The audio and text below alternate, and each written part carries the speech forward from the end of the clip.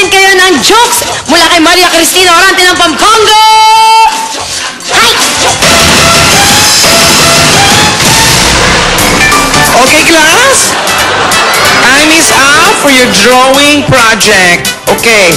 Ngayon, i-check ko na kung ano ang mga drawing niyo, okay? Let's start with Diana. Diana, what did you do? What did you draw? What is that? Forest po, ma'am. A forest! Ganda, Palakpakan no? natin, class. Si Diana. A very nice drawing. Forest ba ito? Oh. Parang gulayan lang, ha? Okay, very good anyway. About you, Luigi. What did you do?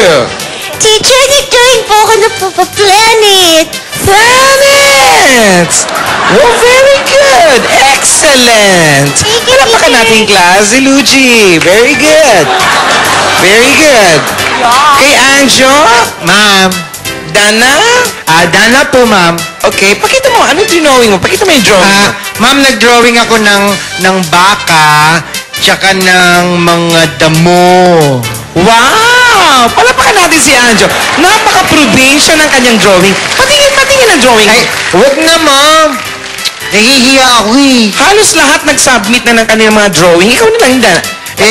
Ma'am, baka pagtawanan niyo ako eh. Hindi! Ba't ako tatawa? Teacher mo ako. Promise, ha? Promise! Walang tatawa, ha? Wala. Patingin. Baka at mga damo, ha? Nasaan? Akala ko nag-drawing ka ng damo at baka. Oo nga, ma'am. Asan yung damo dyan? Yung damo, kinain na nung baka. Okay. O kung walang damo, asan yung baka? Ikaw naman, ma'am, wala na nga ang damo eh. Di, umalis na yung baka.